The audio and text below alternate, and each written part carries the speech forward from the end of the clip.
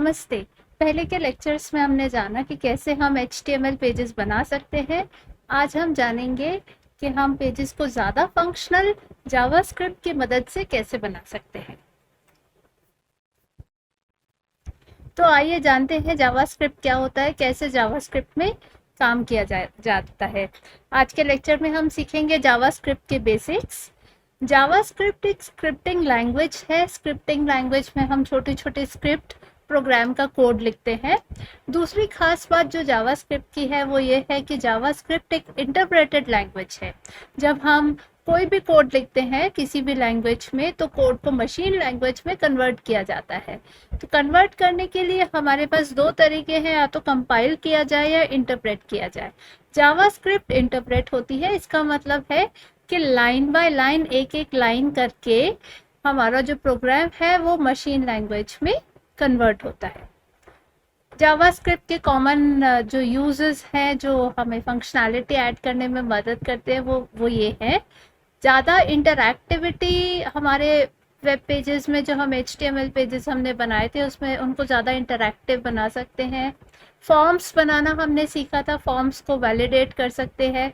जैसे यूज़र कुछ एंट्री करता है, नाम एंटर करता है, फ़ोन नंबर एंटर करता है, तो फ़ोन नंबर 10 मोबाइल नंबर है तो 10 डिजिट्स का होना चाहिए। 10 डिजिट्स का नहीं है तो मैसेज दे देगा। फॉर्म वैलिडेशन कहलाता है। फिर हम ब्राउज़र डिटेक्ट कर सकते हैं किस तरह के ब्राउज़र में हम काम कर रहे हैं। हम चाहे गूगल क्रोम में कर रहे हैं, इंटरनेट एक्सप्लोरर में कर रहे हैं, वो हम जावास्क्रिप्ट की मदद से डिटेक्ट कर सकते हैं। और हम कुकीज़ भी बना सकते हैं। कुकीज़ खाने वाले नहीं है। कुकीज़ हमारे पास यूज़र के बारे में, यूज़र की ही इंफॉर्मेशन, जैसे हम कई बार होता है बहुत सारी शॉपिंग करते हैं और शॉपिंग वेबसाइट्स हमें फिर से कुछ रिकमेंडेशंस देने की कोशिश करती हैं कि आप ये खरीद सकते हैं, आपको ये पसंद आएगा। वो कुकीज़ की वजह से होता है। जावास्क्रिप्ट में कोड कैसे करते हैं ये जानते हैं।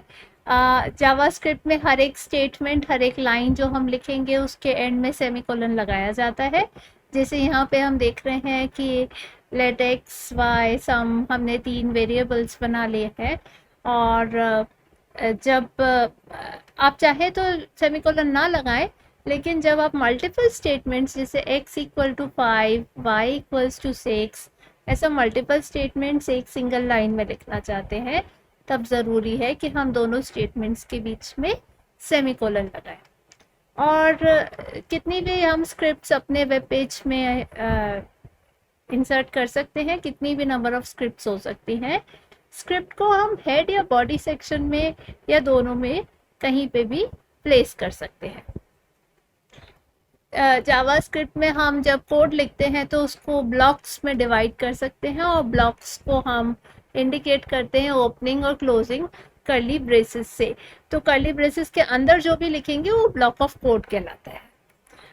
इसके अलावा हमारे पास कमेंट्स होते हैं। मैंने अभी आपको बताया कि जो भी हम कोड लिखेंगे वो किसी प्रोग्रामिंग लैंग्वेज में लिखेंगे, उसको मशीन लैंग्वेज में कन्वर्ट किया जाता है।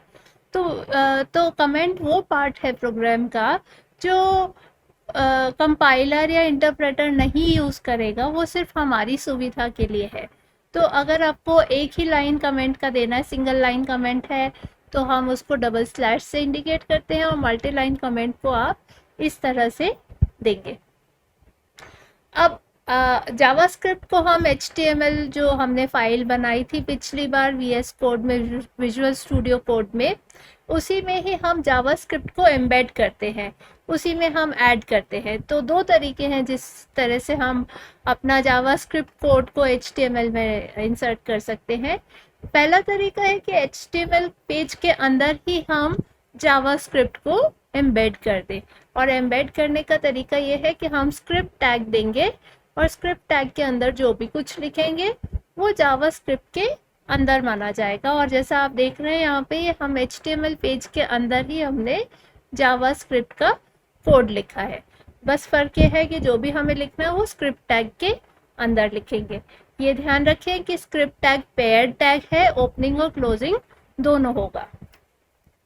जावास्क्रिप्ट में कुछ भी अगर आपको प्रिंट करना है तो उसमें उसको प्रिंट करने के लिए हम लिखते हैं document.write, और इसके अंदर हम ब्रैकेट्स के अंदर, जो हम इन ब्रैकेट्स को कहते हैं पैरेंथेसिस, पैरेंथेसिस के अंदर हमें जो भी प्रिंट करना है वो दे देंगे।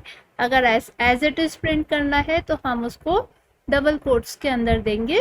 स्ट्रिंग है, जैसे हम कहते हैं इसको स्ट्रिंग, स्ट्रिंग है तो उसको हम डबल कोट्स में देंगे।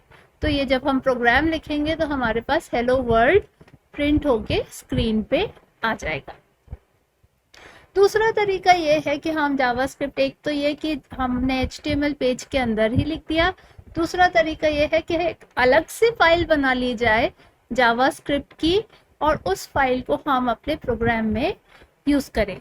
तो यहाँ पे जो हमारा कोड है वो 2 पार्ट्स में डिवाइडेड है। ये तो हमने लेफ्ट हैंड साइड पे एक स्क्रिप्ट बनाई है और स्क्रिप्ट फाइल का एक्सटेंशन दिया है .js। आपको ध्यान होगा कि हम HTML फाइल का एक्सटेंशन देते हैं .html, यहाँ पे हम एक्सटेंशन देंगे .js।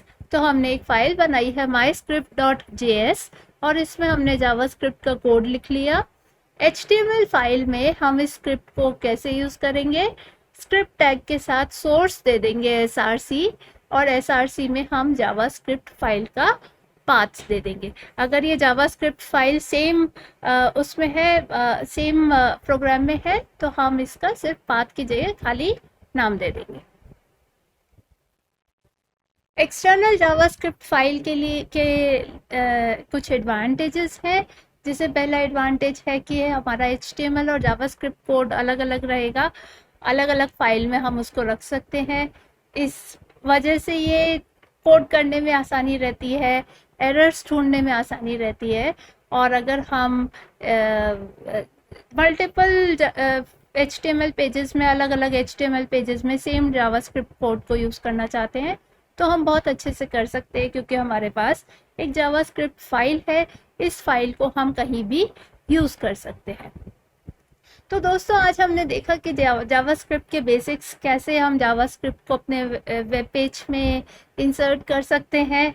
2 तरह की जावास्क्रिप्ट देखी, एक इंटरनल और एक्सटर्नल, और हम उससे अपने वेब पेज में ज़्यादा फंक्शनैलिटी ऐड कर सकते हैं।